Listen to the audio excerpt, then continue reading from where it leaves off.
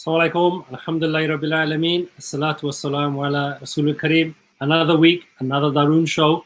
Let's get it started. Take it away, Sheikh Ahmad Amir. أعوذ بالله من الشيطان الرجيم. بسم الله الرحمن الرحيم. من جاء بالحسنة فله عشر أمثالها ومن جاء بالسيئة فلا يجزى إلا مثلها وهم لا يظلمون. قل إنني هداني ربي إلى صراط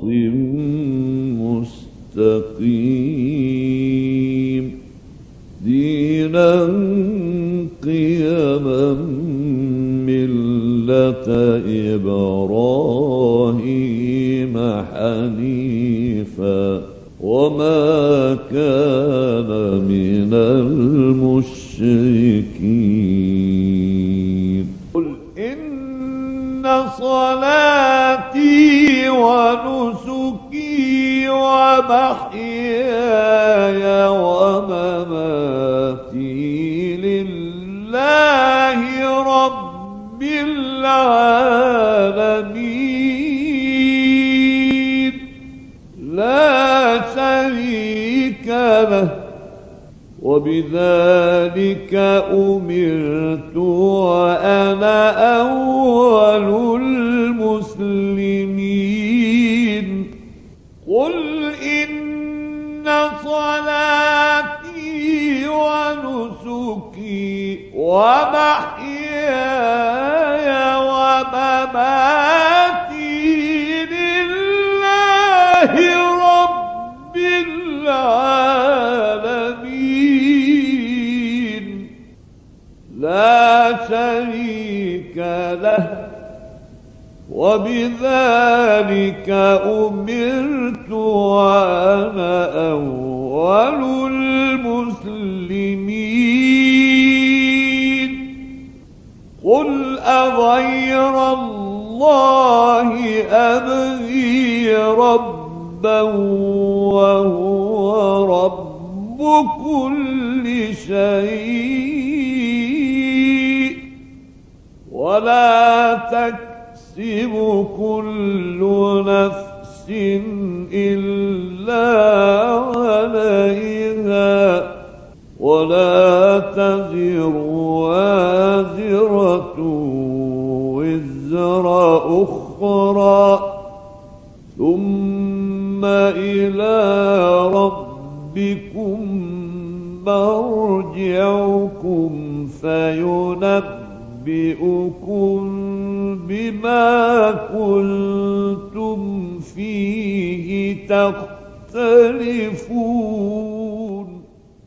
وهو الذي جعلكم خلائف الأرض ورفع بعضكم فوق بعض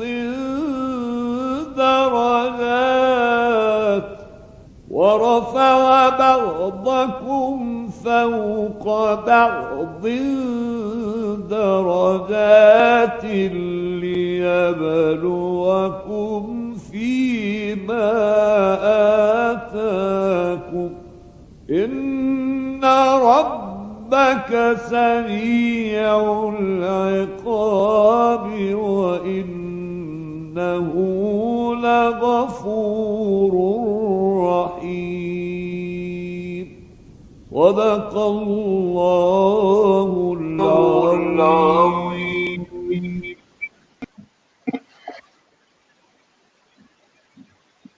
Assalamu alaikum, brothers and sisters. Welcome to another Darun show.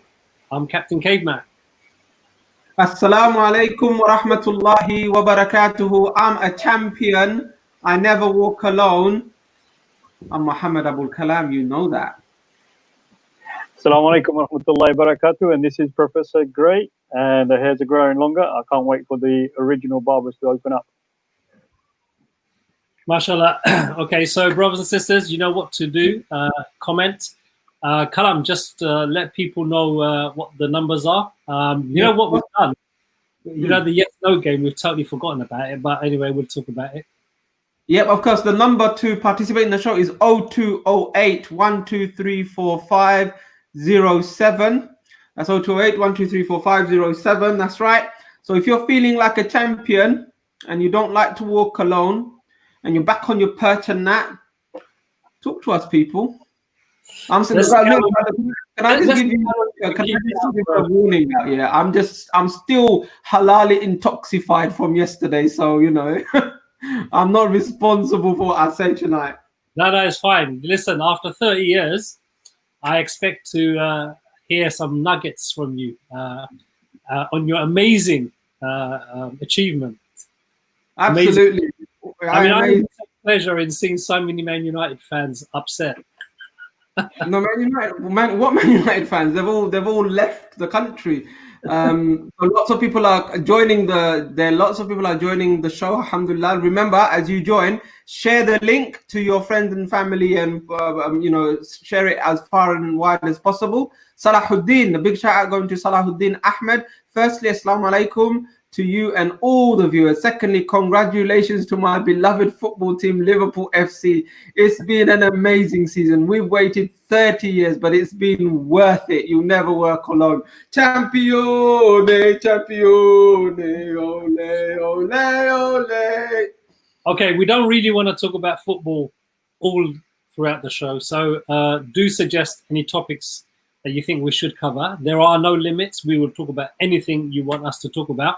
Of course, Kalam, I'm not going to ask Kalam what he's been up to because he can't go past the football at the moment. So maybe Abdul, you can let us know what's been happening. Well, yeah, it's been another busy week. Always a busy week. I don't know how the week flies, but it's one of those things. It flies. I was just looking through the newspapers and that, and guess what? With the relaxation of the lockdown, one of the headlines today is that the government officials are very concerned that everyone suddenly went out to Bournemouth and places like that. I don't know if you saw the beaches, how packed they were. Yeah, they're worried now that the virus might come back again, and there might be another spike. So that's an interesting thing to keep an eye on. And also, there's been some really, really good, I wouldn't say football match, but there's been some clashes with the Indian border forces and the Chinese border forces. Yeah.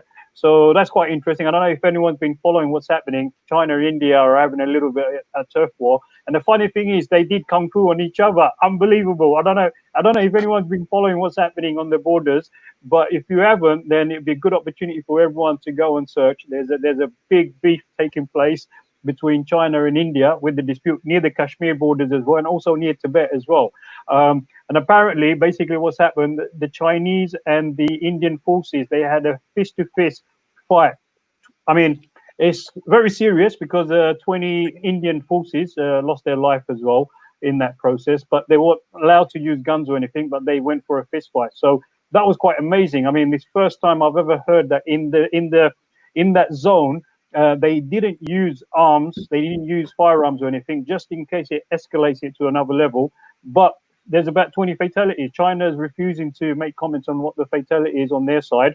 But I don't know if anyone or any of the brothers, have actually heard of this kind of border clashes. I know when there's clashes in Bangladesh and India, there's shooting takes place and people do die in the crossfire and that, yeah. But this one was hand-to-hand combat. I'm really interested to know why there's no information coming out for China, because surely there must have been some casualties on that side as well.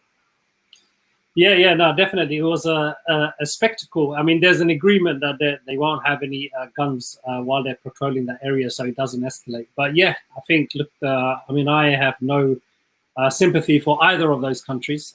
Both are oppressing Muslims, and they can fisticuff each other all day long, as far as I'm concerned. But yes, we will talk about other things. I think there's some suggestions to talk about the Black Lives Matters movement that's taking place. Also, what's happened to brother Tawqir Sharif, Tox, also known as Tox, in Syria. Some of you will know he's been arrested by HTS, and I think there was Yes. Hayat al-Tahrir al-Sham, basically. They're basically the dominant military force in Idlib at the moment. Okay, are they pro regime or? No. They fought the Assad regime. Yeah. So. Oh, interesting. Okay. Yeah. So I mean, it's a complicated issue. Yeah, I think you need to explain a little bit of that complication, because I get more grey when I hear the conflicts or the disagreements amongst the rebel groups and that. But maybe you can share some light on us. Yeah, no, definitely. And Khaled is also asking about what happened to the yes or no game. Yes, Khaled, we're also wondering what's happened to it. Other than you and that brother Muhammad, who we don't know who he is, because I reckon, I've got a theory about Muhammad. I reckon he was like a UFO or something, like, because he came in, he played, and he beat us, and then he's gone now. He's like, zoom. It's, for him, it's game over. It's game over for him. He's achieved his target, so he's now leaving it. But anyway, so nothing's happening at the moment. We've got no competitor. So what we're going to do is, today is the last day. If anyone wants to enter, they can enter. The number is on your screen, I'm sure. Otherwise, Khaled, I think we'll just go out for a meal, bro. You're just going to have to be the winner. But just to make it interesting, we'll let you play again the final round. You can choose one of us, and we'll do that next week, inshallah. Okay, so in terms of other areas of conversations, before we get into too much serious stuff, I suppose we should cover what Abdul kind of mentioned there. The sun and the beach and the coronavirus were all happily meeting each other in Bournemouth. I don't know if you saw the picture. Yeah, that was. It was like, I mean, I actually couldn't see the sand. It was just full of people. But look. Well, before you explain, but the aftermath of that get together or whatever it was. Obviously, people enjoying themselves and making the most of the sun as well. Yeah, but the mess and the plastic, the tons of that was actually left behind for the local authorities to clean up was very amazing. So all that mess we also created. Obviously, we got the situation with the distancing. Sorry. Was you there? Who, me? No, I wasn't there. No. Why are you saying we for? Where did I say we? Where did I say? Yeah, you said the mess we created. Well, I'm saying like the people, everyone who's gone over there, yeah, all day, those like you. Them white, white. No, the people who went to kind of enjoy themselves and that, yeah. Yeah, the indigenous white people. Who? The indigenous white people. Well, they might not be indigenous. I mean, yeah, it doesn't make they're indigenous. Let's get to the point here. Is that gonna transmit more of the virus around? Do you think that's going to be the next peak? Yeah, of course it is. But look, I think for all intents and purposes, the government never had a clue from day one. Tried to do something, back down, got caught. Been lying out of his back teeth ever since. People just need to be sensible, and now people are at a point where they don't really care much. Well, I've got an issue today. Today was Jummah, and I tried to sneak into East London Mosque. Yeah? Every single exit was like kind of like I tried everything. I remember sneaking into the cricket match between Pakistan and Bangladesh. I managed to sneak in and watch it inside the stadium. I tried it in East London Mosque, and I really want to do it again. But it's not fair because I don't need to go to the beach, but I need to go to the masjid. That's where I need to go. Well, the mosques are going to be open from July, but as we know, Boris Johnson, in his infinite stupidity, has decided to limit it to 30 people. So can you imagine? I mean, congregation and weddings and everything to 30 people. I mean, limiting weddings to 30 people is probably a godsend for many people. So that if you want to avoid having an expensive wedding, get married now, because you can just say, what can I do? Government law, and I can only invite 30 people. But it's going to cause a major issue, because how are you going to do your congregational prayers with 30 people? So East London Mosque is very big. It can easily house 300, 400 people and maintain social distancing. But Alhamdulillah, I've got to say, mashallah, it was. I did take part in the first janaza this week, mashallah, of a brother, Ruhul Bhai's father passed away. And then, mashallah, we were able to make that janaza. But obviously, it was limited people. It is difficult because, like the things that we need to do and we have to do, there's a lot of these restrictions. And then we see like loads of people out there, like all mixing and everything's normal. It just, I think there's going to be a lot of people thinking, well, hold on. Just because, and I'm going to say it again, just because other people are acting like idiots, we don't have to do the same thing. We're not lemmings, right? We've got our own mind. Let's say you, and you know what, I must give a big shout out to Lewisham Islamic Centre. I saw their messaging about them opening up. They're opening up certain days for certain Jamaahs and everything else, and they're not doing Jummah or anything else because it's just not going to be possible. All right. What about this one? Which mosque is it that they've kind of announced basically? This a brother told me. I don't know. Can someone clarify this? That if the people come and pray Fajr, those people are going to be allowed to come and pray in the Zuhur prayer and other prayers. Is that correct, or is that someone telling me like? I haven't heard that. But I know like some mosques they're doing ticket basis, like first come first serve. You book your ticket, and then people are going to do lots of different things. And I think you're going to end up in a situation, and this is where the hikmah of the people who are running the mosques must come in. For all these months, if it was okay for us not to be praying in the masjid, if the masjid is just going to be open with like 30 people, and then you're going to announce everything else, you're going to cause bigger fitna. You're going to wind a lot of people up. People are going to turn up, have expectations, and you're going to have a lot of argy-bargy for nothing. And the thing is, I think, alhamdulillah, man, the religion of Islam is amazing because the time for the prayers are not restricted. Apart from Maghrib, which is 45 minutes, an hour, all the other prayers, you've got a good hour, 2 hours, 3 hours between the prayers. And if the mosques wanted, and you know what, if they did this, they wouldn't fill all the jamaats. If they said every 15 minutes we're going to do a jamaat, Zuhur jamaat, there'll be an imam appointed, and they'll, every 15 minutes, half an hour, there'll be a jamaat.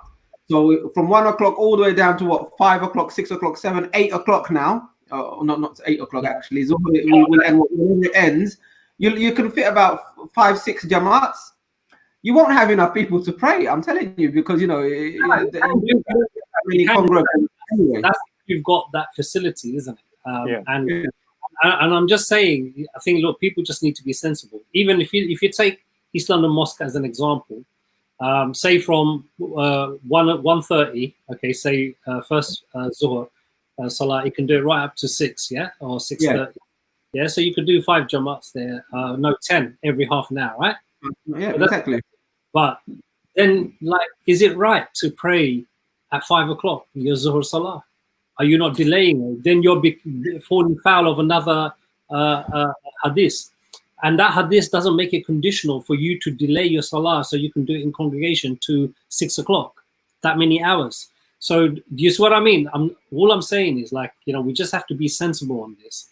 If it's been okay for us to do what we're doing now, and if the government is not opening up, and I think, look, that pretty soon, I think within a week or 2 weeks into July, they're going to open it up much more. I could see it happening. No, I get. I think it, so far the mosques and the Islamic Muslim community have dealt with the whole COVID issue very, very well. We've mentioned this several times in terms of social distancing, in terms of not visiting our families, stopping the mosques from functioning properly, all of that stuff. We've done quite well. Ramadan under lockdown, alhamdulillah, it's been very, very well dealt with. And there's no point in rushing it now, because with Abdul on this, there will be a second surge, or whatever you call it, spike, and a lot more people may potentially die, because the science of it has been thrown out of the window, and now it's an economic thing. This 2 meter distancing has come down to 1 meter plus, whatever that means, 1 meter plus, and it's becoming a bit of a joke. in terms of our response. I think it's been a joke for ages. Yeah, and in Europe, there's worryingly there's the return of the COVID. There's a lot of countries out of the lockdown. They're considering going back into lockdown. So I think, you know, whatever the government does, I think the Muslim community needs to show leadership and take its time in this. Yeah, we just need to be sensible in all of this, I think. I'm going to read some text messages, guys. Yeah, Loads do that. of people, come on. What's And happened? people put in You there read what that? they want us to talk about. Yeah, so, sorry? No, carry on. Musa, have you had your baby yet? But she's saying, really curious, has everyone gone back to normal since lockdown has eased? And if so, how is everyone finding it? Mavis Zahid says, salam guys. Timothy James says, sorry I'm late. And then Timothy's telling us, I hit 3 red lights, overtook so many cars, I lost count just to make it in time. Sorry, brothers and sisters, if you are a victim of my driving. God, be careful, be safe, brother, sister, brother, I think it. Shamsul Islam is saying, Darul Mak, you've already sung that, brother. Champione, champione. Ole, I don't ole, ole. Language. Champions. Yes. Zishan Siddiq is in. Brother Azad, can you shed some light into Brother Tox, aid worker in Syria? What can we do as a community to help his release? And almost to say, it would be nice to take my son to the masjid. He's 3 years old, and the environment is very important as he does watch others pray, and he knows it's Allah's house. And it's nice for me as a mum because I can feel a bit part of the community.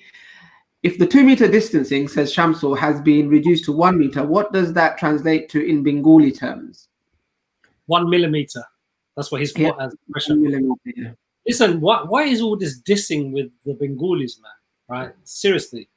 Like, it's not just Bengalis. If you actually walk down the street, you'll see people who are working on building sites. They're sitting next to each other, having their coffee break and tea break and all of that kind of stuff. Okay, it's the same everywhere. Don't just make this a Bengali thing. I totally agree. People wearing a face mask, keeping a distance, actually using. You know, one of the things, a lot of people don't even use hand sanitizers that's been provided in the shops and things like that. So I think, look, you know, let's stop dissing Bengali people too much. It's not fair, and I think it's a little bit unfair because it gives the wrong impression, and it kind of falls into the bigoted views that people have that, you know, we're a little bit. If you're Bengali, brothers, mashallah, we've got a caller, so why don't we take the caller? Oh, we've got a caller. We've got a caller. All right, take the caller because I can't hear anything. You guys take over. For East London News. I'm sorry? Kate, crash your program. Yeah, why not? Yes, of course you can, Kate. You're talking about important subjects there. I love your program. Thank you for watching. Yeah. Who's your favorite presenter on the program? Sorry, who? What's your name and where are you calling from? I'm Jenny Fisher from East London News, and I'm calling from my house arrest on the Isle of Dogs. Okay. And who's your favorite on the show, Jenny? There's one thing that you haven't talked about yet, which is really important, which is coming up very soon. So I'm going to ask you a trick question. Okay. Do Black Lives Matter in Tower Hamlets? Jenny, we have spoken about it, and when we will be speaking about it, yeah, because I don't know if you just joined us. We did mention that. Let me tell you when Black Lives don't matter, when those Black Lives are working for the council. Next Monday, the Mayor of Tower Hamlets is going to sack the entire council workforce, and most of that workforce reflects the community. Black people, women, people of colour. How many people is this? And they're all going to be sacked. Jenny, how many people are going to be sacked? Do you know? Oh, it must be. I have no idea, but it must be over 1,000. Not just people who are. The whole council will be sacked. Are you saying? Sorry? Did you say the whole staff members of the council are going to get sacked? Yep. No way. Everyone who works for the council will be sacked. And this is because the mayor wants to change their pay, their rates of pay, and their conditions of pay, of work. Like what their holiday entitlement, their shift allowances, the hours they work, all that sort of thing, whether they get retainer during the holiday, sort of term time based staff and so on. And that is going to impact black lives and women's lives in this borough, and not only in terms of the workers, but also in terms of the service users. And I think it's very hypocritical for someone to say, oh, black lives really matter. I'm reviewing all the statues we have in Tower Hamlets. At the same time, they're sacking the staff. They can accept to be re-employed, but it will be on a worse remuneration package. It's all set out in Tower Hamlets Unison's Facebook page, so people can check out on that. And through East London News, we are asking everyone who lives in Tower Hamlets, please to email or telephone their councillor and say, are you happy with this, or are you complicit with what's going on? People losing their jobs, people having to give up their pay, or are you going to take a stand? And I just think that should be something that's really, as I say, sorry for gatecrashing, but I think that's no. So Jenny, no, that's a very valuable one. Can I ask you a question before you go? Because obviously the council has to do an impact assessment on every time they do a restructuring in this. Has the council done an impact assessment on that? Now, there's a man who's not reading East London News at the moment, isn't it? The legal duty, as I understand it, is to have regard to equalities. Most people discharge that by doing an equalities impact assessment, a document looking at the equalities implications of their action. But the legal requirement is not to do an equalities impact assessment of itself. It's just to consider the impact. The council has produced some figures, but Unison's national headquarters say they are not the figures that you can assess equalities from. The council has not produced a list of all the workforce, anonymised obviously, by grade, by ethnicity, by whether they're male or female, so that would be the simplest way to assess the equalities. But we all know that since the adoption of the council to reflect the local population, council workforce to reflect the local population strategy in the council, there have been more black and ethnic minority people employed by the council. And so that's why, it is fairly clear that it's going to be the BAME staff who are the most severely affected, and the BAME service users. So I think we just all have to do something to say, we don't need this. We can't take our public sector workers and call them all heroes 1 minute and then say we're going to sack them the next week. Something that's not seriously wrong here. There's no need for the mayor to do it, and he should stop it. So I'm just appealing to you and your readers, to pick up that. Yeah. No, what we'll do, I found a story. We'll share it on the comments, actually. You're right. I think this is, wow. I mean, it's shocking, to say the least. It's shocking. Yeah. It's, but and also what a time. Yeah, one thing people should do is definitely contact their councillors and ask for an explanation. And I don't think, the expense of just doing this redundancy, even if it's just a paper exercise, I'm pretty sure it's going to run into hundreds of thousands. How much it's costing to do this? Well, it's a really good timing they chose, haven't they? Yeah, with the time factor here. I think we need to keep a tab on this. If our viewers have heard anything, do call in or comment. Inshallah, we'll read your comments out. But this is you say it's surprising, but I think it's typical of politicians, to be honest, to be underhanded like this and to hide behind policies and procedures and like be quite manipulative of law and opportunities. Jenny, thank you for your call. And we'll carry on discussing this. I'm going now. Thank you. It's also, the opportunity that people take. Keir Starmer, the Labour leader, he sacked one of his shadow cabinet members. What's her name? Rebecca Long Bailey, yeah, for retweeting a fact, which is that American police forces are learning policing tactics from the Israelis, right? And putting the knee on the neck and all of that kind of stuff. And they're saying this is anti-Semitic and everything else. And lots of people are, and rightly so, are angry. Why have you sacked her? It's not anti-Semitic, etc., etc. And Rebecca Long Bailey here is acting like, oh, look, see, I haven't done anything wrong. But this is the same woman who, during the leadership contest, said criticizing Israel is anti-Semitic. So she also played the same game.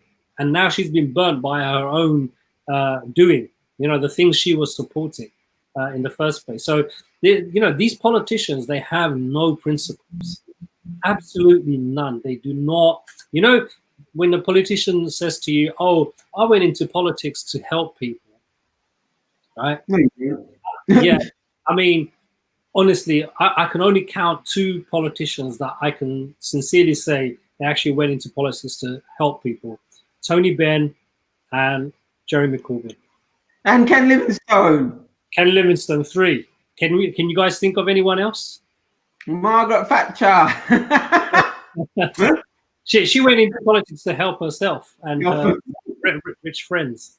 But yeah, do you see what I mean? It's like it's nonsensical. And look, this what Biggs is doing in Tower Hamlets. Yeah. Anyway, I don't really want to get into too much. People should, if you live in Tower Hamlets, contact Tower Hamlets. But I'm actually surprised this hasn't been a bigger news than it is. I don't know why it's so hushed up. Anyway, we were going to start talking about what's happening to Brother Tox. So maybe we should just open that conversation up a little bit. So as you know, I think it's been 4 days now since Brother Tawfiq Sharif, who's an aid worker in Syria, in Idlib, who's got many services running there for widows, for orphans. Mashallah, the brothers started up a whole village for orphans and widows. The schools, with 600 people there and everything else, doing amazing. May Allah reward him immensely. Amazing work for all of the people in Syria that are finding a lot of hardship. So 4 days ago, what happened was members of HTS, who's the authority there. They're the biggest military force there, apart from Turkey. They, in mosques, went to his house, and today we hear that when he was arrested, his face was bloodied as well. Anyway, they arrested him, took him, and basically have not given any statement. They've not allowed his family to see him. His family is also. Sorry.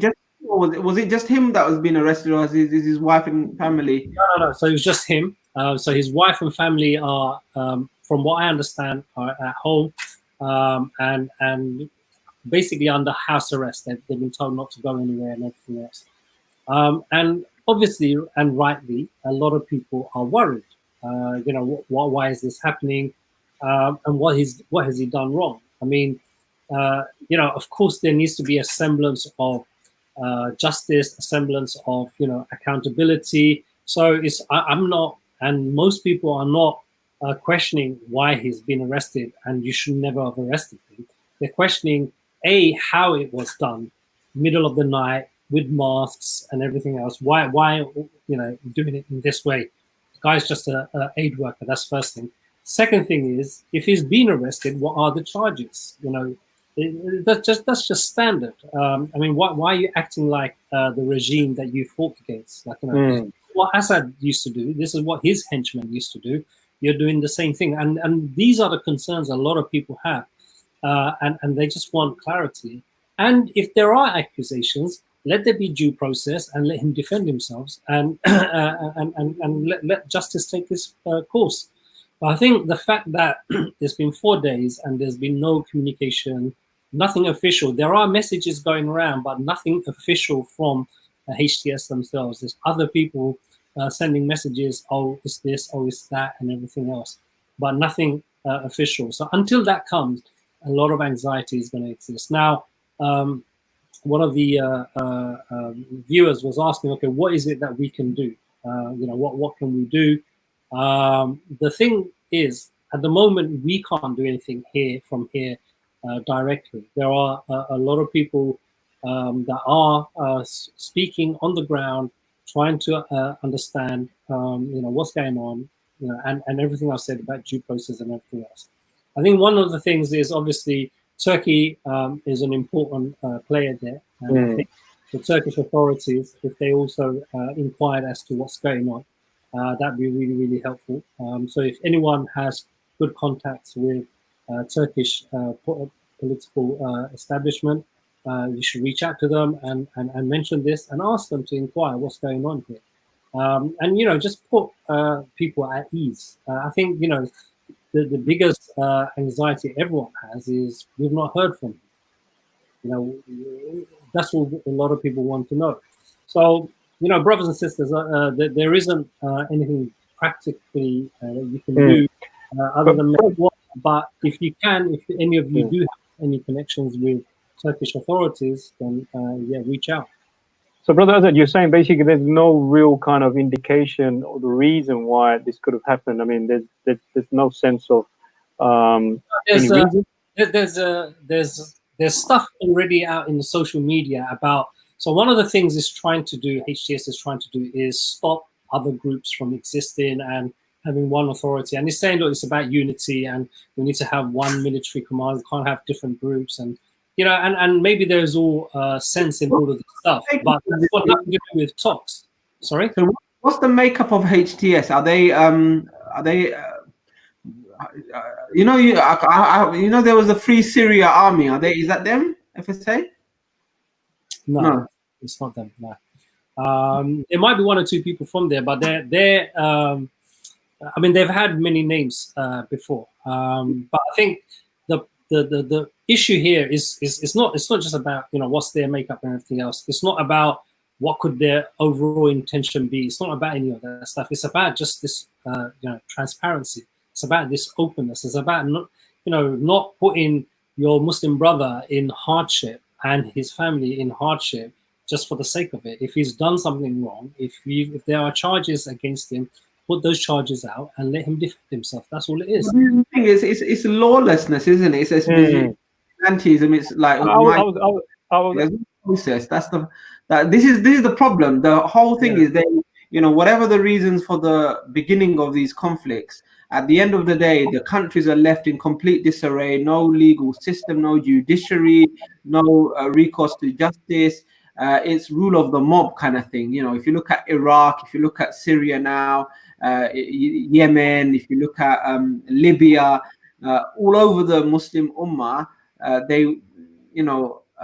people have left it in complete and utter disarray, and that's the success of their underhanded motives, which is to leave the country in a position where they're fighting amongst themselves, where they're fighting for resources, they're killing each other, and it's complete and utter fitna. And once they create that fitna, they just step back and they watch from afar.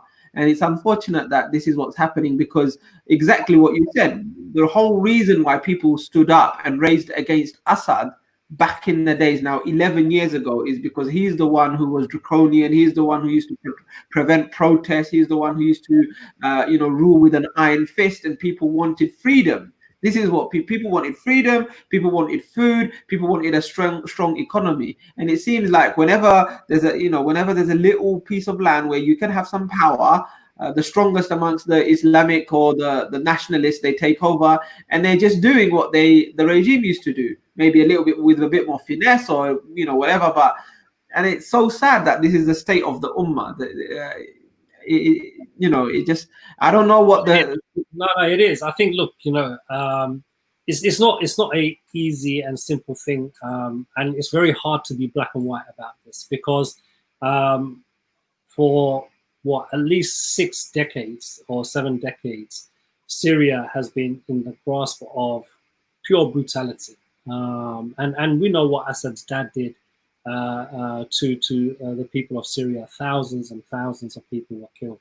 And I think, look, for people to want just their basic rights, the freedom, everything that Islam gives, it's got nothing to do with the West. Like, if you're the ruler, I still have the right to question you and hold you to account. And you have to listen to me and answer me, not get angry and have me arrested and disappeared. Okay? Unfortunately, that's what it's become, that the rulers, they just think they're a law unto themselves, and the people have no say.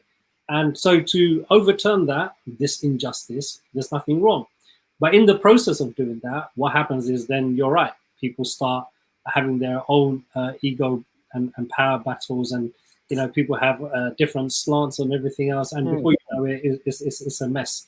So, but would you say that, like, some of those differences already existed, and obviously conveniency was what needed to be played out? So within those different segments of groupings, those groupings already existed. They formed, they mutated as well. They changed names, which makes it more complex and complicated to know. And all those groups have got their own kind of objectives and aims. And from my little knowledge that I have of people who have actually gone there with aid work and that, and the feedbacks they've given, is that it can be really confusing, because in one moment you go into one area, there's one group kind of controlling that area. If you don't know another group, and it's very, very complicated, and then obviously one group is going to dominate. So just to finish it, one group would want to eventually try and take over all of those groups. All the other smaller groups, they're not going to actually concede to any inch of their power authority, because without their power and authority, they're nothing. They don't have an identity. So that is played by other people and other factors outside. How we resolve it is a serious issue, because on one side, Assad is like, and my projection is that there's going to be a massive onslaught taking place. Assad is going to push very hard, because these kind of divisions are very much noted and noticed. And in military warfare, you allow the opposition to fight amongst themselves, become weak.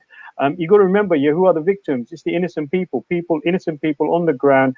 This brother is trying to help those innocent people, women, children, those who got nothing to do with the war. They're the ones who are going to be the most victims. And, and all of us, we do our best to try and support the people in that kind of circumstances.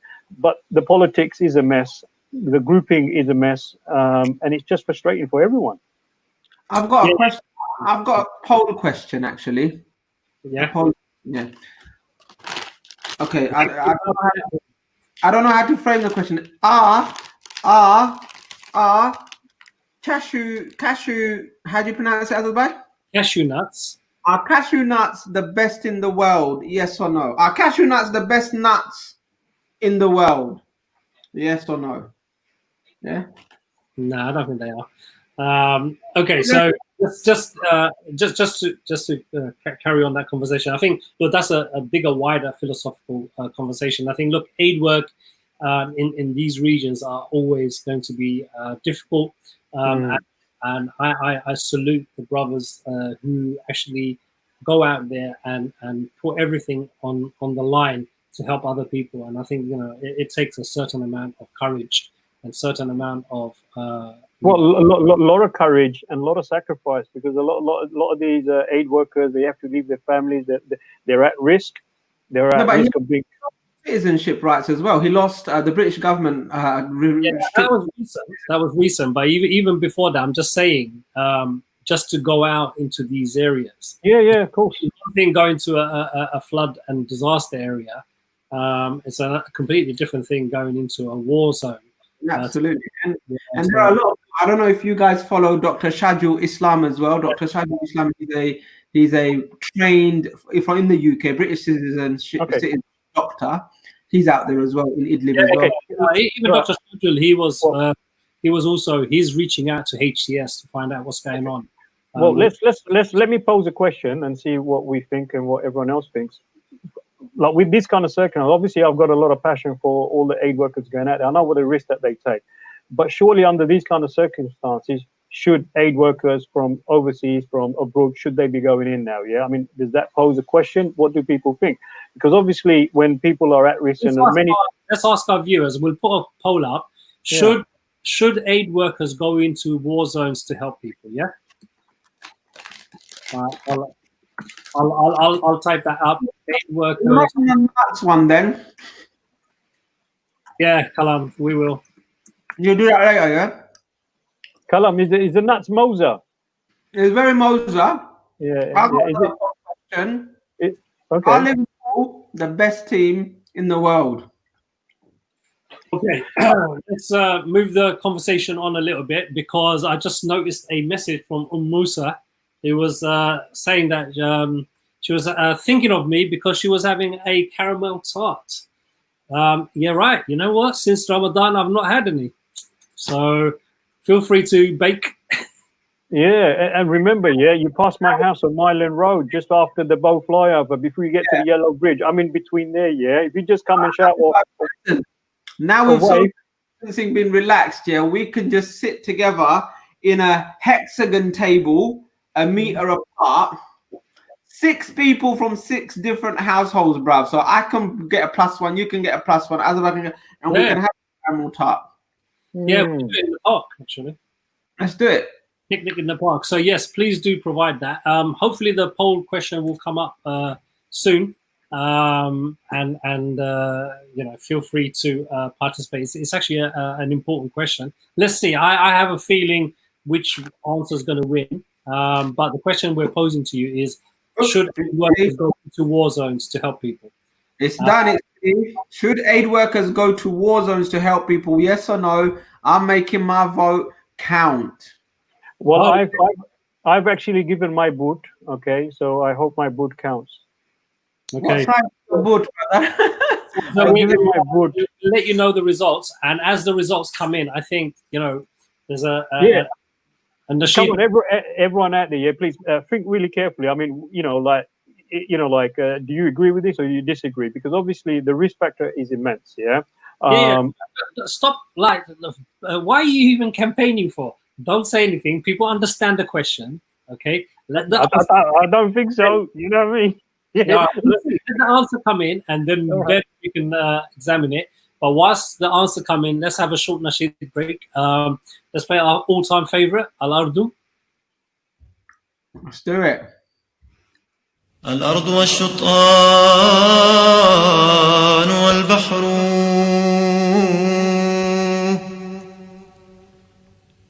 الأرض والشطآن والبحر في غزة الشماء تستعير والشعب يمضي للمنى قدما والشعب يمضي للمنى قدما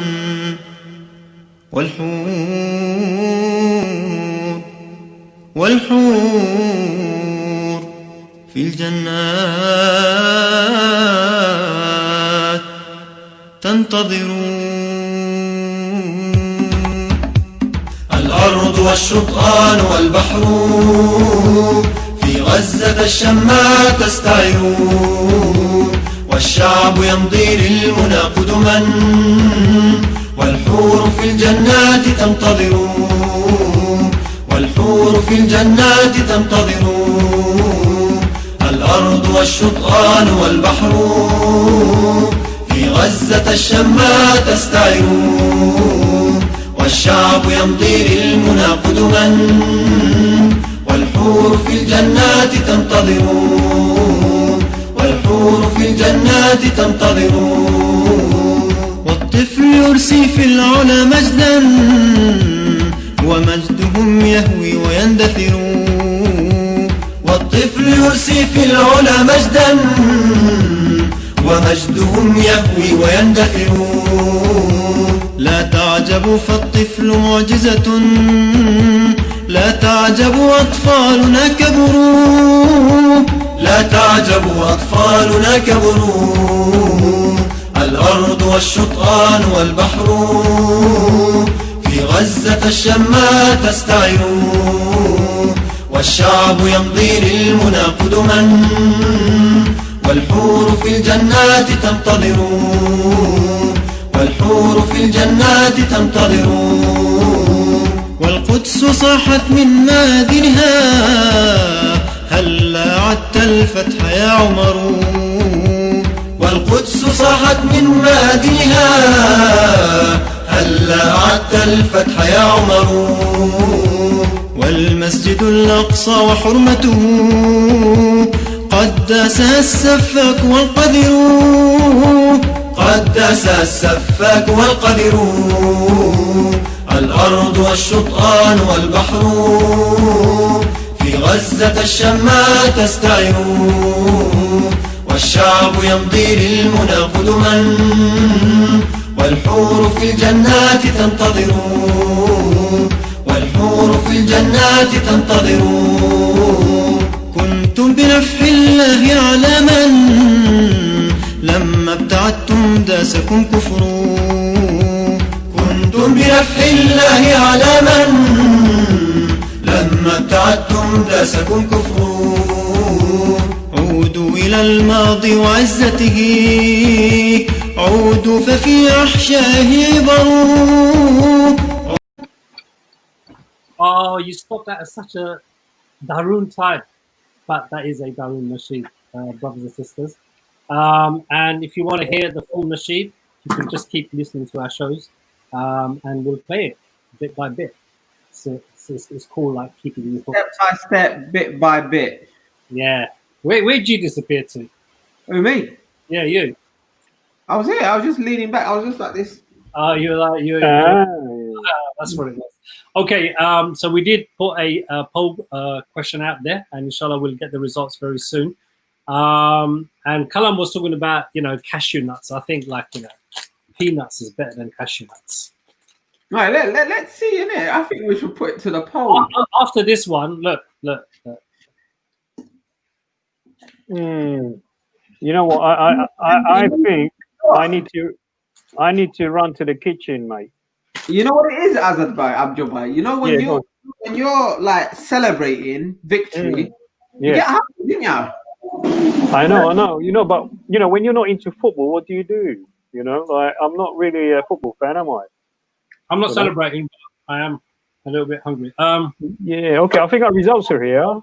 Okay, poll results. 88% of our viewers think yes, aid workers should go into war zones to help people. 12 say no. Abdul, what do you have to say to that? Well, no, I just wanted to hear what people's opinions were. Yeah, me, I love it. I've like been in some of those areas as well myself. So when you wanna like help people, sometimes you got to be there. You got to take the risk. You got to that risk is part and parcel of the choice and decision that you make. And luckily, we as citizens of this country, we have that choice. We can make that. Other people can't make those choices. We also have the means to make it possible. And I know when I was on the first convoy to Gaza, it was difficult, wasn't easy. I know the second convoy and also the flotilla. And now, obviously, with the aid work that has been happening in Syria, that's why we have a lot of sympathy for the brothers and sisters who have actually gone there doing genuine grassroots aid work in trying to make sure that the amana that the people have given them, that they are distributing that. Obviously, is complicated and messy out there, but even within amongst those kind of complex environment, they're doing their best and they've left everything to Allah. And may Allah protect him. And, our sympathy is there for the brother himself and his family. And also for the British public to be aware that, look, we do have that sentiment. We as a community, we genuinely feel for people around the world. And, many aid workers will actually put their life at risk, to go and help people. And I personally don't think there's anything wrong. And I think the government also doesn't understand that sentiment and that feeling that, there are people in the UK who will genuinely want to do aid work. And if they should be allowed to do so. I know the government always says, "Oh, don't go because the risk is very high." But then again, some people have to do it. Our fire brigade people have to do the job that they have to do. They have to take the risk, and sometimes in aid work, that risk is there. Okay. Timothy James is saying, difficult question to answer if people should go into war zones, as we are not frontline ourselves. We're not on the front line ourselves. And almost saying, Abdubai, as much as I understand that the risks are high, but so many people are aware of them, and if their families are comfortable with it, they can help. Alhamdulillah, without these aid workers, it's harder for the people in those lands. Allah has blessed them with the opportunity to do such.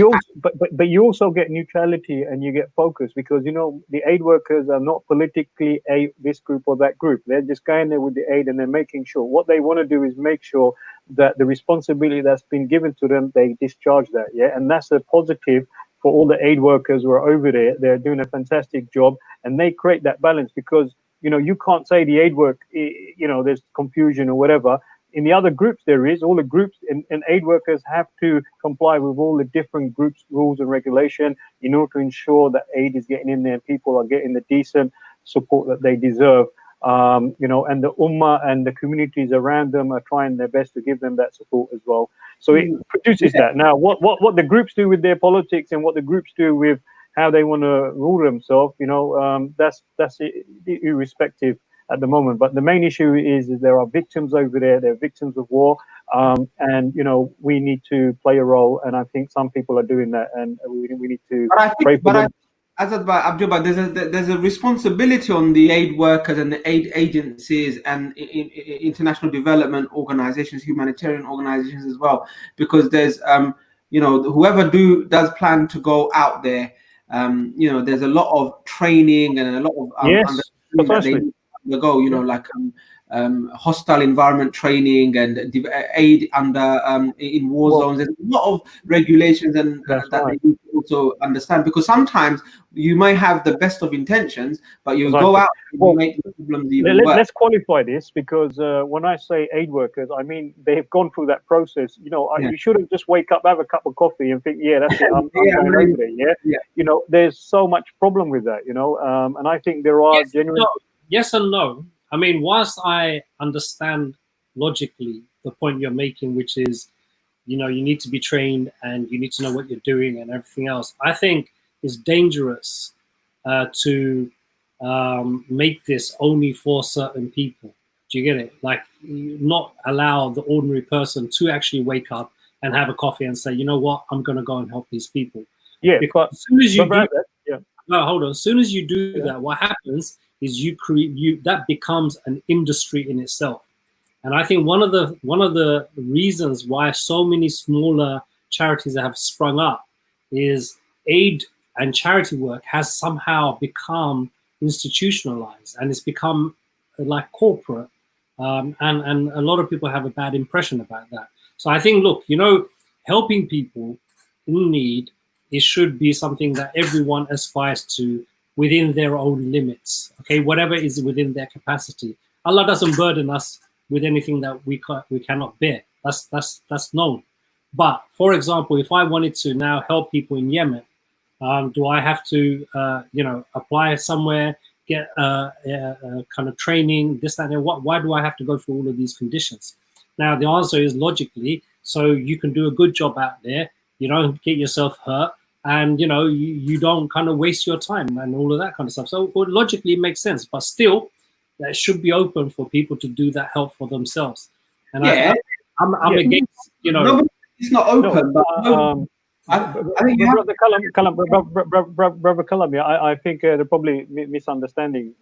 I don't think anyone is saying, look, they, I think if someone just has their cup of coffee and they get that feeling that they want to go, yes, it's a good feeling, but you just don't go straight away like that. You need to go through a process. You need to, because you need to know what you're doing as well. You need to be part of a coordination. You need to be a part of a support group.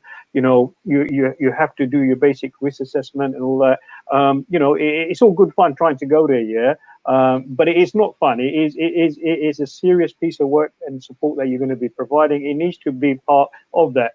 And if any serious individual wants to do that, there are very good means of doing that. If you put it like that, for example, okay, if you take when the Syrian war started and everything else, when there was the initial batch of refugees and everything else, if you look at the needs, especially in winter time and all of that kind of stuff, a lot of the initiatives were not coming from the mainstream charities. They were coming. I agree. I totally agree. Yeah. And that's what I'm saying. I don't. That's a spirit that is really, really powerful, and we should never lose that, because I think this goes back to the earlier conversation that Kalam was mentioning about. We're kind of in such a state that we try to make things better, but sometimes it gets worse. One of the things that is problematic for us is that since the colonial times, as it were, since so-called colonialists have kind of given freedom to those countries, whether they're in the Middle East or Southeast Asia or Africa, wherever, is that actually is in pure dictatorship. It's just being pure dictatorship. And that natural talent, that natural zeal, that, subhanAllah, if you look at just in any one community, any one area, locality, the talent is huge. And we should always try to amplify that. That's what I'm saying. But anyway, you're 100% right, and I would kind of like concur with your opinion, because obviously the charity sector that I work for, they came about from this conflict in Gaza, and also the conflict in Syria. Taking the ambulances and that, because the mainstream were not thinking in that way. The mainstream had a lot of kind of protocols and so forth. However, there has been some good practices. So yes, I agree in that sense that, if people want to do it, but then there needs to be good leadership. There needs to fall under a certain framework, because it's not easy. Because if you speak to a lot of the aid workers, they will tell you stories. They will tell you. It's not easy. And what's made it harder is our own government here making stupid laws to stop people. That's right. I wouldn't encourage people to just go like after their cup of tea and their juice, coffee, go out to coffee. No one said tea. We said coffee. After their cup of coffee or their chilled latte.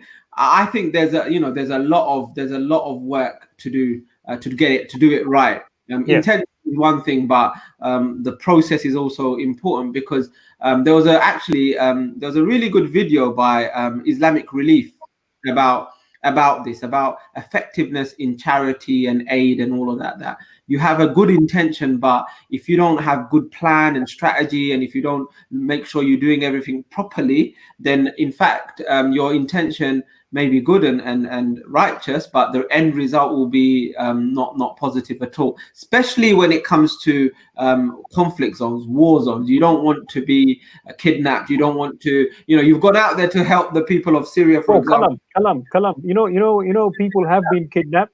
Sorry? Aid workers have been kidnapped. Aid workers have been killed.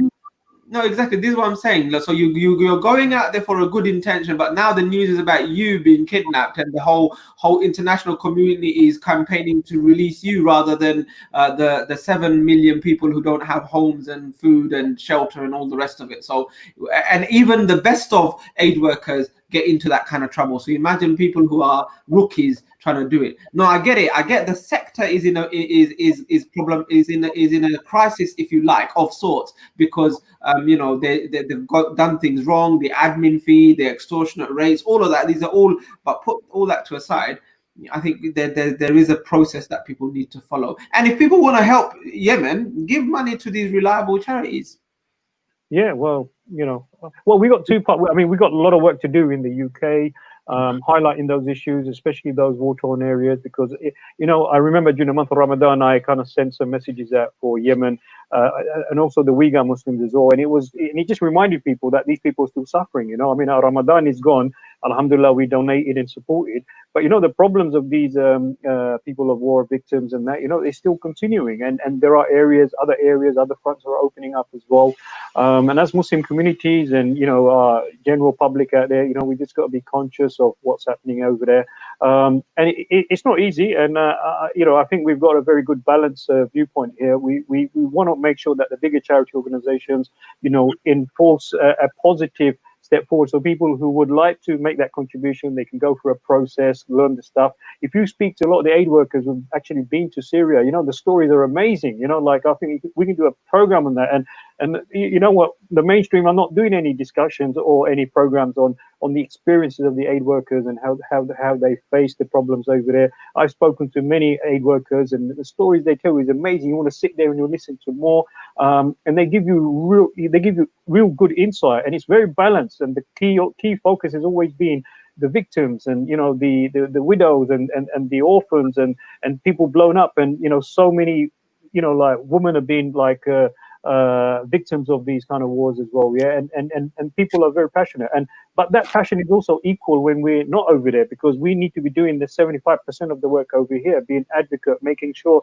that those suffering are actually highlighted, challenging the negative media narratives, and that creating the opportunity, also doing the aid work and charity work, and keeping our communities actively involved, so that those charitable work that is happening and need to happen, people are involved with that as well. And I know even now, because of Yemen crisis taking place there with COVID, a lot of people are becoming active in supporting the charity work that's happening now as well.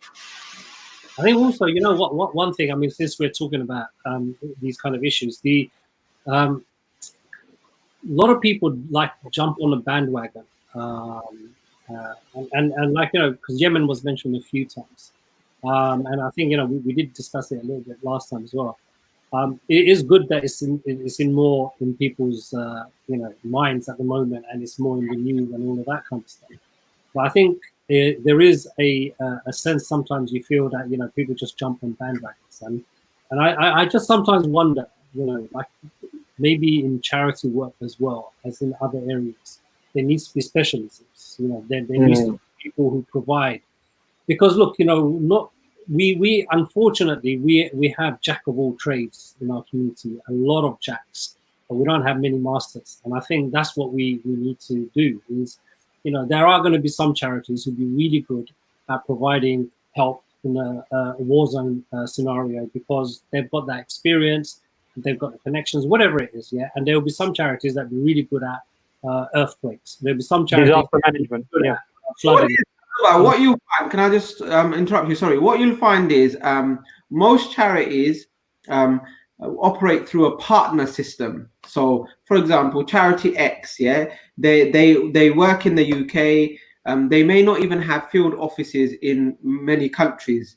Definitely not in some of the war zone countries. So what they'll do, they'll find a local partner that works in country, and they'll send the money over to that local partner. They'll pay that local partner, and then the delivery will happen. Now, what you'll find is most of these charities, they're using the same delivery partners.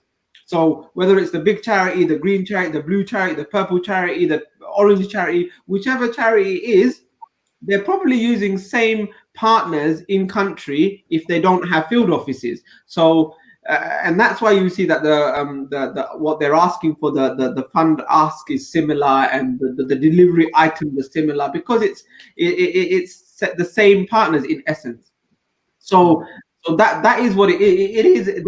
They are using experts. So for example, one charity may be very good accessing people from Rohingya inside Myanmar, inside Rohingya, because they've got license with the authorities or whatever it is, and other charities don't have that. So they'll pay that charity that's got access to the country an admin fee in order to deliver. So it is there is competition, and it's murky and all of that. But I think we mustn't lose faith in the charities. This is what I'm saying. We mustn't lose faith in these charities, because they do a good job.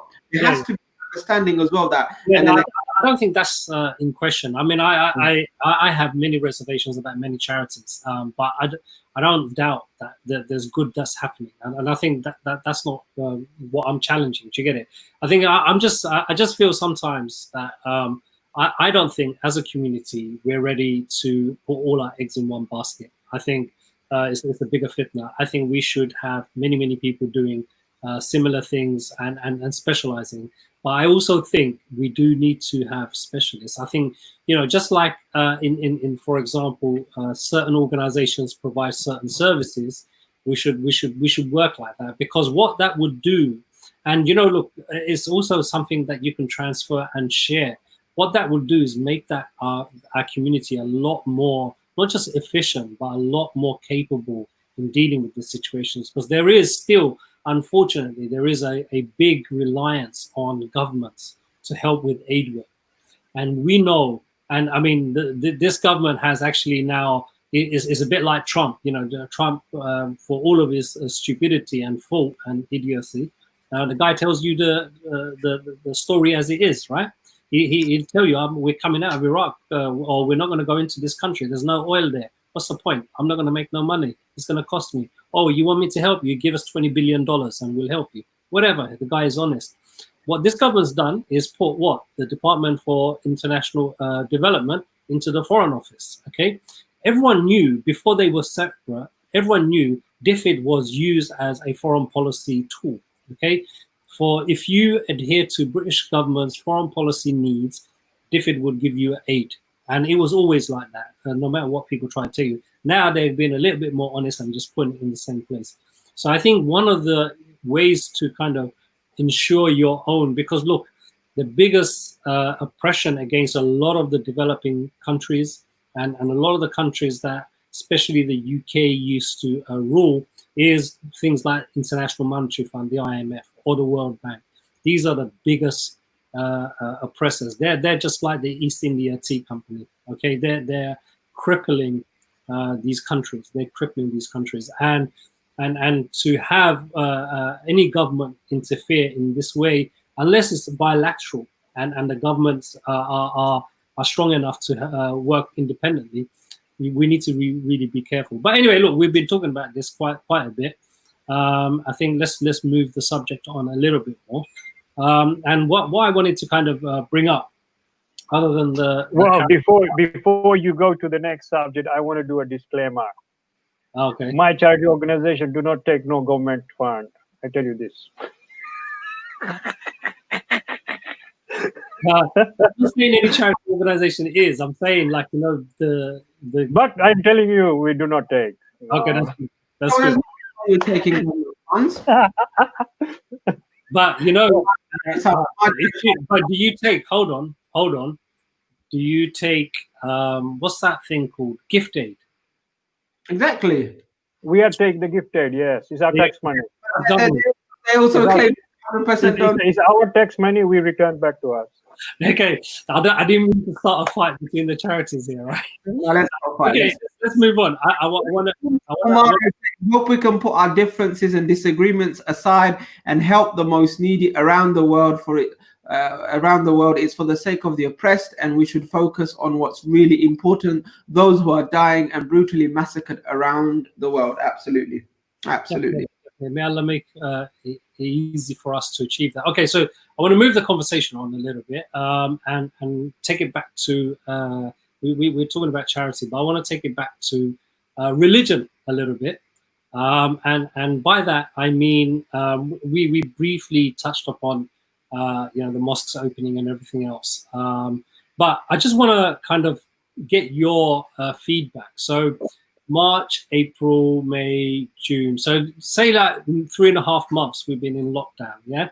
3.5 months where there were no dawah stores, 3.5 months where there were no programs, no halakas, no study circles, no, tafsir after Asr Salah and things like that.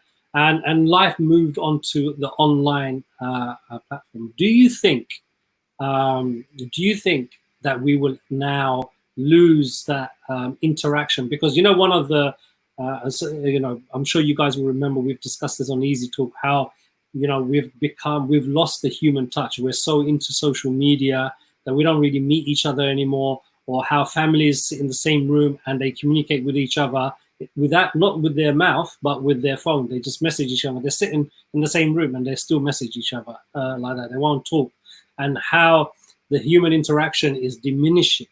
Do you think in this 3.5 months that we've been like this, do you think that's going to have an impact on how we do dawah? I think for some people it will have an impact, simply because anxiety, social anxiety will have kicked in. Some people are not confident anyway, and just being on your own in your own safe environment, you'll get used to it. So going back out and interacting with people, speaking to people who you not necessarily don't know properly or who you may disagree with. Having those kind of conversations will be hard. I think so. For some people, yeah, it will be. But I think for the majority of people, initially this lockdown was quite interesting, and then there was some benefits from it in terms of self-reflection and having your own time, family time, and all that. But now most people just want to get back out. They want to meet people. They want to be able to move freely. The inhibitions, the restrictions of this lifestyle is beginning to wear. And I think psychologically for young kids as well as adults, it's having an impact. People, we are human beings. We're social people. We like to mix and interact with others, and we're missing it.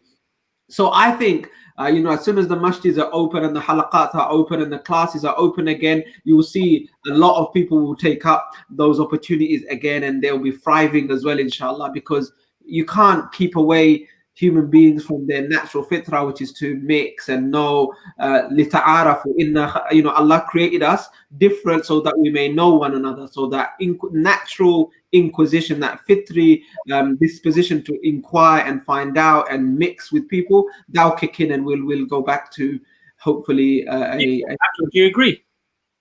Well, I think when the masjids open up, there's going to be a mad rush for the front line. Everyone's going to kind of mad rush, because it's going to be that first sensational feeling that they're in the masjid and the mosque going to open up and they're going to pray. So I think everyone's going to rush, and I think there's going to be issues around managing that. I think there might be, a lot of people have become used to their tafsir and their online kind of learning, and I think some people may retain that because you've done it from your comfort place, you've done it from a relaxing place, you've done it in your own terms, and you can do it anytime, so you can watch the repeat whenever you want to. I think what will happen is when the relaxation takes place, people will try and go out and do more interaction. That will take place. I think that hike will go up, and then it will slow back down, because I think people are going to go back to back to how it was with their iPhones. I think more people are on smartphones and using the smartphones for their learning process. It will be a big shame, because me and my friends were discussing about reading the Quran or any Islamic literature on the smartphone compared to hard copies.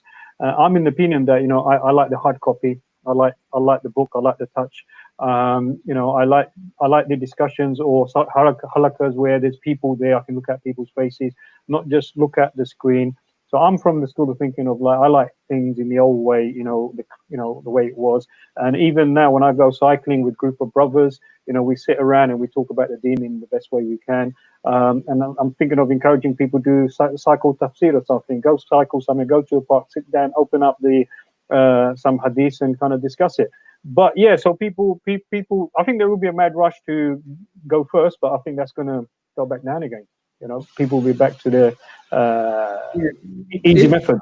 I think what this whole experience has done is it's opened up another avenue of activism, of dawah, of interaction, which is an online, on-demand kind of thing. So a lot of people now, they want to be able to download stuff, save it on their phone and do it later on with their family. And I think that needs to still be addressed. So the organizations that were just doing their halakas, advertising it, and people were coming and they didn't stream it live, or they didn't have it on Zoom or YouTube, they need to start addressing that, because that's an audience and that's something that people want, and that's the appetite of the consumer, if you like, of the people that you're giving dawah to. So we have to address that appetite. So I think there's the good old halakas, face to face with the sheikh, with the fellow students, going out and doing dawah stalls, all of that will have a new lease of life, inshallah, and we want to see that. But we have to also address the digital world and the fact that people are moving. There's a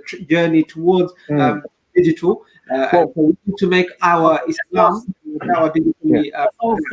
Let's ask our audience. Let's ask a question.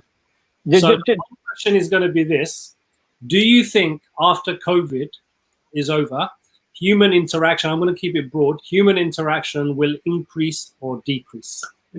Yeah, and while everyone is thinking how to vote on that, just think about the human touch as being the way we are, the way Allah has created us, the way the way that social interaction is part of the human psychology. Think about those principles where, you know, Allah subhanahu wa ta'ala gave, you know, a companionship, you know, for Adam alayhi salam, you know. So think about, you know, how much of that. And also you got to bear in mind, yeah, a car has a gear, you know, first gear, second gear, third gear. As society moves forward, you know, how fast, yeah, how fast you want to go, yeah. Not only because, you know, something might be all good, all media, yeah, but is that going too fast? Is that dangerous for us? Should we slow down a little bit? Should we still hold on to some of the basic stuff? If we don't hold on to those basic stuff, you know, everything's going to be all digitalized, and you know, everything is that. Listen, we've got the poll out there. Let's see what people are saying. You know something? Abdu'l-Bayan always tries to influence the voter. I know. It's just like as soon as the poll's out, oh yeah, you know what? It's this habit of seeking votes, isn't it? He's always like electioneering, bro. You did that on the last one as well. Exactly. You know, the only poll he didn't make a comment on is cashew nuts or pistachio. What's it? What the nuts? Cashew nuts, the best nuts in the world. Well, I've not tasted them like you know, one after the other, so I can't make that comparison now. All right, okay, inshallah, we'll have to do a tasting session. But yeah, that'd be good.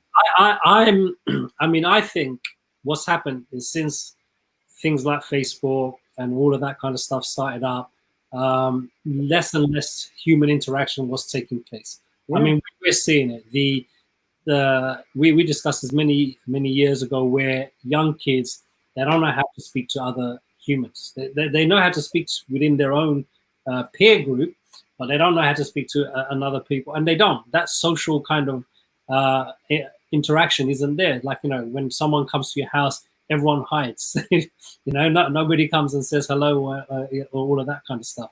So I just think with this COVID stuff, with 3 months of forced segregation from other humans, other than the family that you live in, I just think maybe people have woken up, and I hope there will be a higher increase.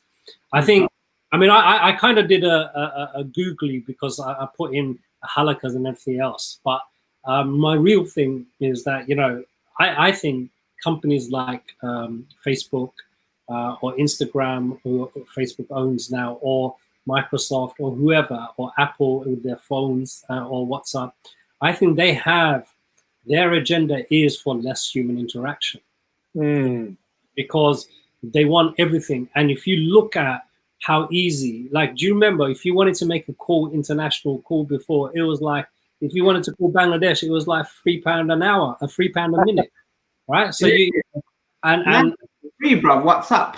Now it's free. It's not just WhatsApp. You can do it on Facebook. You can do it on WhatsApp. You can do it on Instagram. You can do it on everything. Every single thing gives you not only calls but video. Yeah, you can actually, Brother Azad, you can actually fish with your Sasagorobai in Bangladesh, and you can go fishing in Dover, and you can compete with who's going to catch the most fish. No, you've done it, right? And I know people and I know families who are for hours on a video call with each other. They just put the video there and they just and remember the hadith of the last days, isn't it? Like you know, whoever watched Imam Hamza Yusuf, you know, back in the days, they'll remember this, that, you know, one of the signs of the hour is that your hips will start talking to you. Yeah. Your hips. And when you put your phone in your pocket, where does it end up? It ends up on your hips, bruv. So you're making a call and you got it on your earpiece, your phone's in your pockets, your hip is talking to you. Yeah, and that will be there will be a proliferation of that. Yeah, so this is what it is. No, but that's a really interesting point what Azerbaijan makes about these companies want to stop human interaction. The reason they want to do that is because they want you to become predictable. No, so they want to get the robots out afterwards. A product. You become a they want to make you a product. Exactly what they want to do. They want you, when you interact with human being, you're challenging your intellect, you're getting differences of opinion, you're becoming a bit more robust, critical, all of that. But if you don't, and you just believe what you're seeing on the screen and you're following, then you're much more predictable to them, and they can sell you what they want to sell you. And this is what it is. They take the life out of they suck the life out of the human. not only just the life, they also suck all your eyeballs out as well. Yeah, like, you know, make your eyes go bad as well. All those people like are looking at their phone. You know, like it'd be good to find out like how many people need a lot of eye checkup nowadays as well. Yeah, but And then what they notice is the Google ad that appears on their screen is for laser surgery or contact lenses or glasses. yeah, So Yeah. many people. What's that? They know exactly what you're doing. What's that thing that people use in their house to control music and lights and what's Hue. not Siri? Is it Amazon something? Alexa. Alexa. You know, like you heard the news, innit? Alexa was secretly recording people. Yeah. Yeah, like it was turned off, but it's still recording. Millions of people it was recording.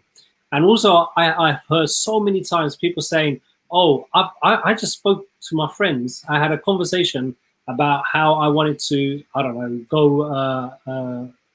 to a cottage holiday." And next thing I know, I go on Facebook and there's a cottage holiday advert. Exactly. Yeah. How did that happen? Do you get it? And they're like saying, "No, I didn't type it anywhere. I didn't search for cottage holidays. I was just talking to someone." So, like, that's the level of I don't know what invasion they have to your privacy already. Okay, can you imagine where all of this is going? You know, the funny thing is, I went to the shop today and I was paying contactless. That's hilarious. Huh? That's hilarious, I'm saying. Okay, you know what the hilarious bit was? Yeah. No, you going to, I thought that was the funny bit. You going to, bro, have you not heard of, like, when I paid with my contactless, the guy goes to me, only a few years, you won't even need a card. There'll be a chip in your hand. There you go, on your hip.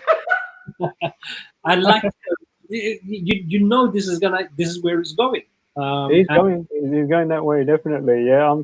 You know what? Some of these films I've watched here, right? You know, you've seen Terminator, innit? I'm worried about when the robots come out after us. You know, I mean, you know. So people need to vote. At the moment, it's 67% are saying yes, and 33 saying no. That is that. The question was, what was the question?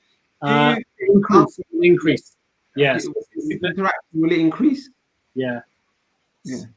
Or decrease? So people are saying yes, it will increase. 67%. Not quite as high as I thought, you know.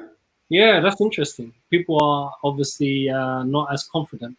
So anyway, it's something to think about. I think we all play a role in this.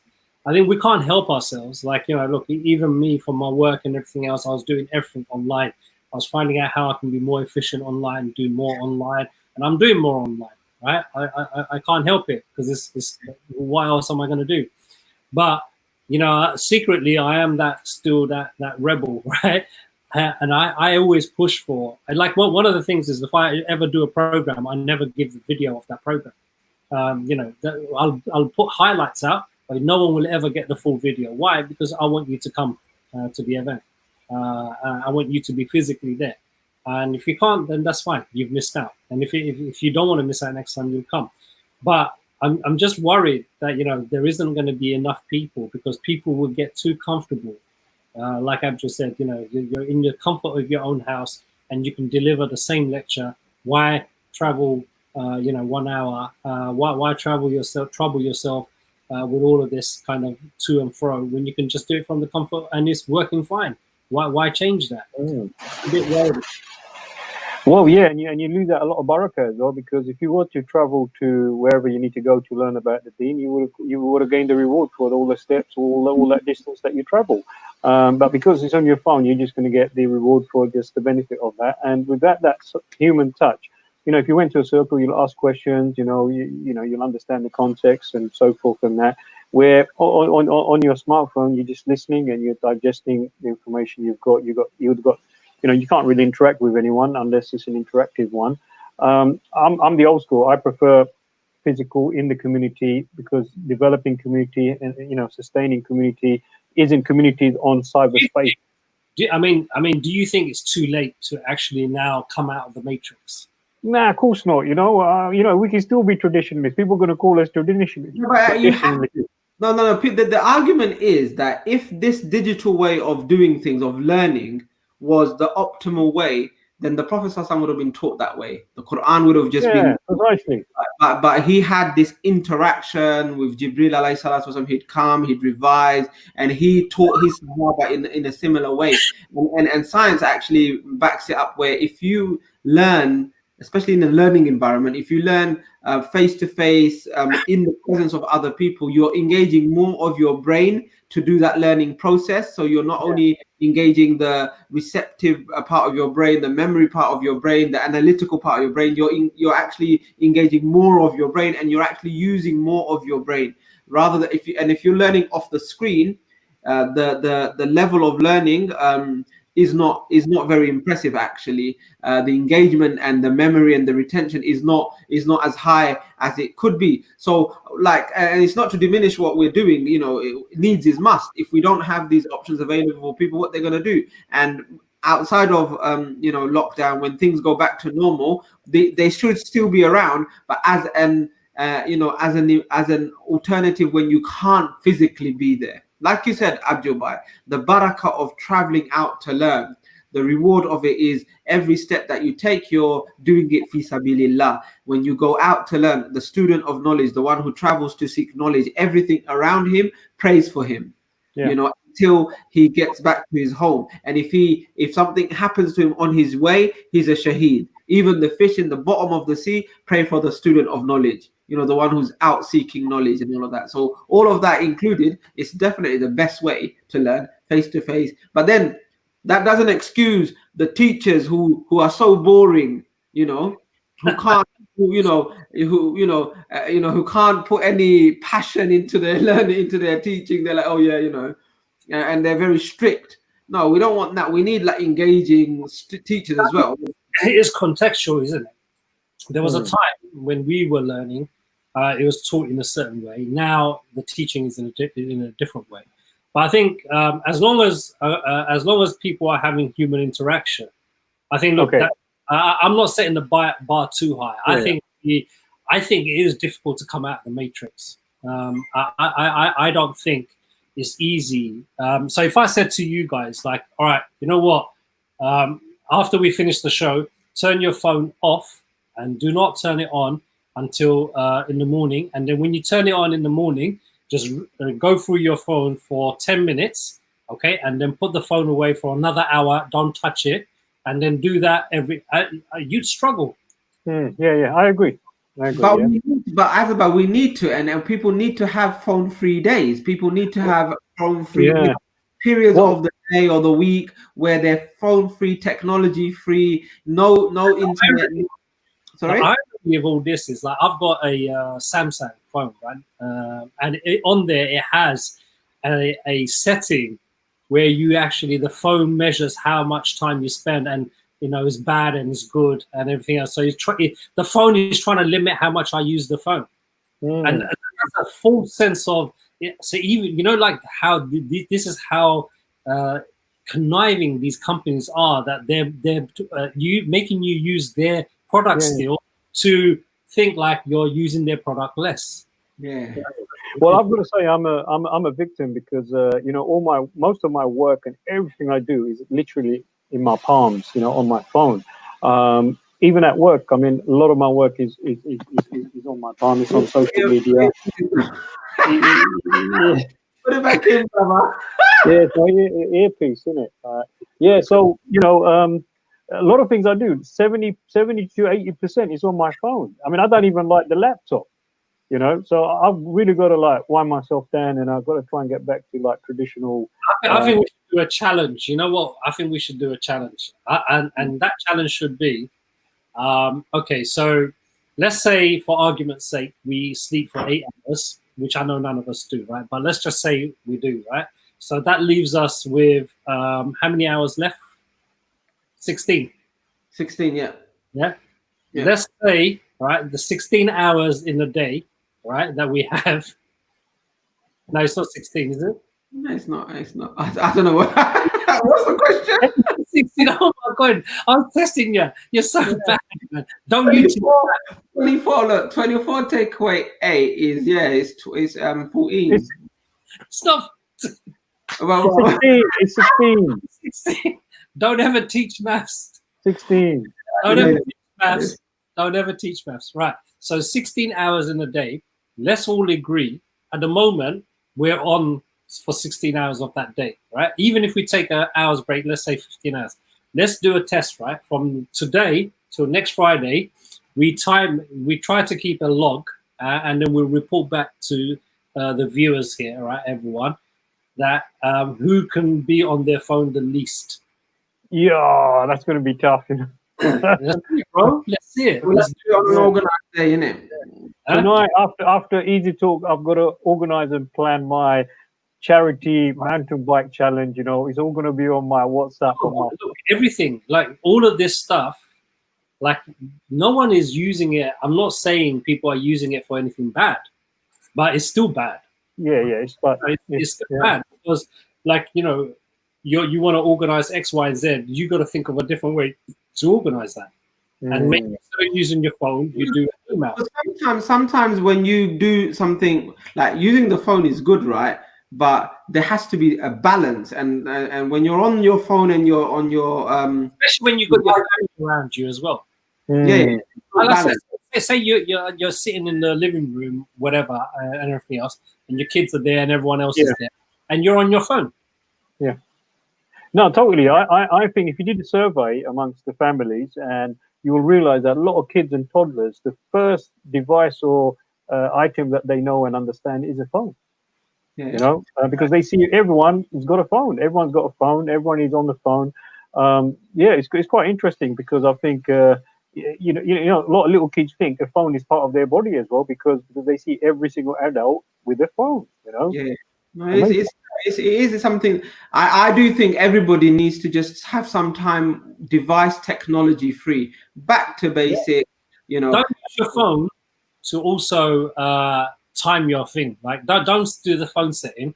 Let's just do it mentally, all right? And I think, you know, I'm gonna try because I've kind of been doing it a little bit already.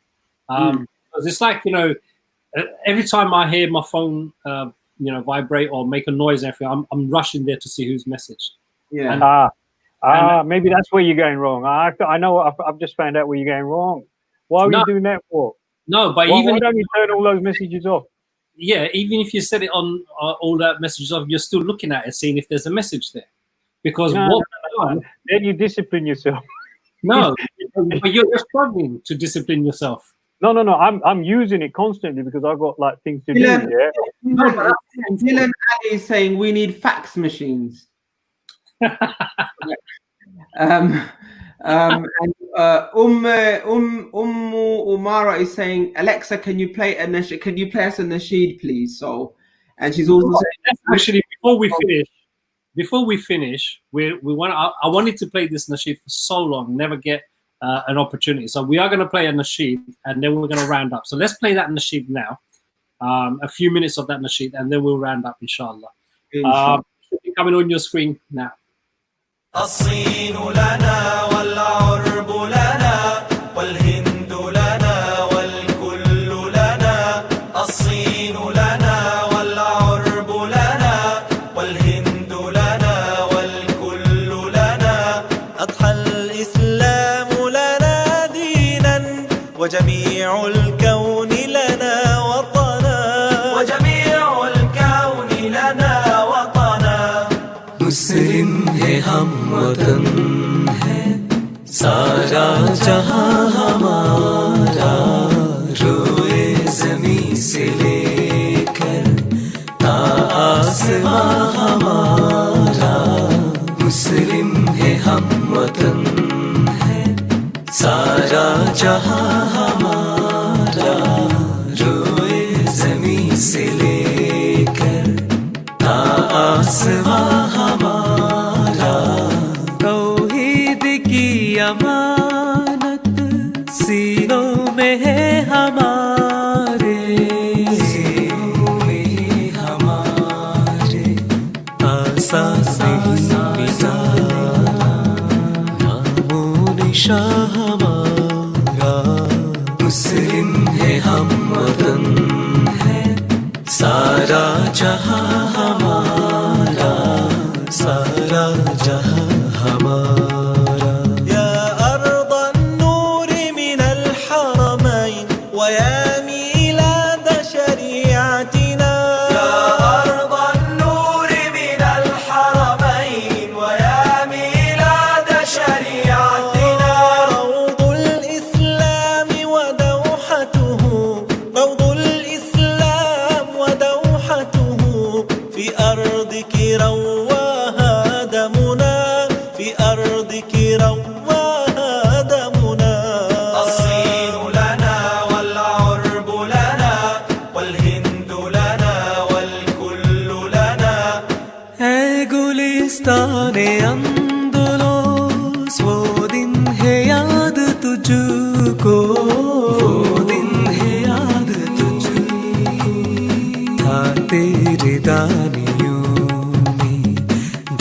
Asia हमारा मुस्लिम है हम वतन है सारा जहां हमारा सारा जहां हमारा في ظل الدين تربينا وبنينا العز لدولتنا في ظل الدين تربينا وبنينا العز لدولتنا علم الإسلام على الأيام علم الإسلام على الأيام شعار المجد لملتنا شعار المجد لملتنا दुनिया के भुत को दो में पहला वखर खुदा का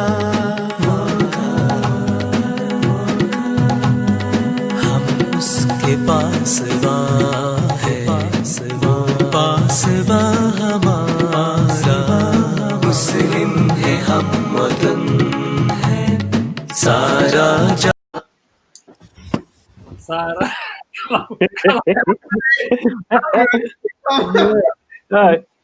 Kalam, what were you doing, Kalam?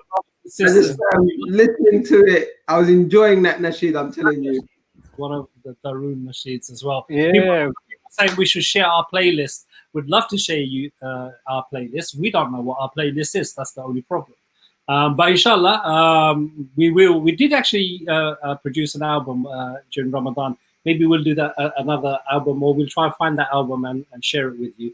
Okay, brothers and sisters, we've been talking about many different things, and just before we went away, we were asking like the very important questions that we do on this show. Okay, Easy Talk. Let no one say Easy Talk does not cover very, very important things, and we covered today how important it is to have human interaction. But even more important than that, we asked the question: is cashew nuts the best nut in the world? Yeah. Ask these questions. Nobody asks. The people shy away from these kind of questions because We're not scared. We will ask those questions. People are scared to ask. yeah, we don't mind presenting empty packets. No. Okay. So I ate and drank so much. I had a look, Coke. Yep. Whoa. Cup of tea. Yep. Pringles. Yep. Done. Finished. Proper picnic, huh? Half pastry biscuits. Yeah. I'm not done yet. Nah. Rice pudding. Mashallah. That's it. Wow. Yo, Mausa. yeah, well done, Karan. Well done. Right. Okay. Let's actually round up a little bit. I think we discussed many different things, but what are your parting messages before we go? Alhamdulillah. Listen, I think good show, mashallah, good show. We've had a very diverse conversation. We started off talking about COVID. We spoke about the Labour Party and Zionism, and we spoke about a lot of things. We spoke about the local authority in Tower Hamlets planning to give the whole council staff members the sack. We then spoke about human interaction, Islamic knowledge. Alhamdulillah, varied. It goes to show that Muslims and Islam has something to say about everything in our lives. Alhamdulillah, this is the deen. The deen is very comprehensive. Allah subhanahu wa ta'ala and his Rasul have given us guidance for all aspects of our lives. And one of the main guidance, or one of the main things that Rasulullah sallallahu alaihi wasallam was sent to do, is to perfect people's akhlaq and their behavior.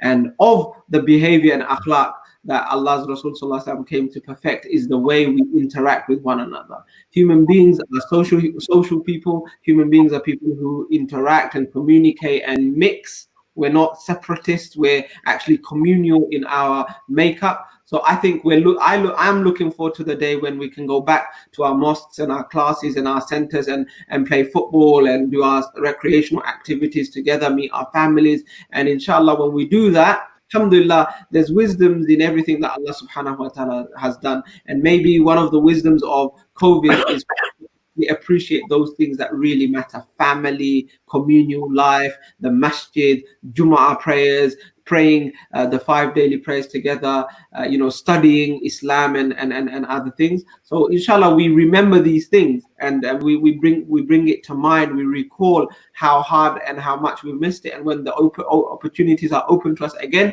may we actually benefit from it much more than we have done, because life is a test, and we need to try and pass the test by being always serving Allah subhanahu wa ta'ala and obedient to him, inshallah. Yeah, next. Yes, alhamdulillah. Just want to add a little bit more as well. We need to be thankful that Allah subhanahu wa ta'ala has blessed us with the opportunity that we've managed to pass the COVID-19 period as well. Just to remind you, many people have passed away. Many people that we know, I know, you probably know, very recently I just prayed a janazah as well. So it's a blessing and a barakah that Allah has blessed us to go through these challenges with all our experiences and all the thought-provoking thinking that is involved in this now, and then we're going to think and ponder. But just to remind everyone, we're not out of the danger. We don't know how true or how likely it is that there might be a second hike again. I just pray, and we all pray that that doesn't materialize, and that we're able to come. Like they say, you don't score a goal until the ball crosses the line. We don't know where that line is and when that line will be completed. So it is a blessing. We just need to be careful and cautious, and still play safe as best as we can.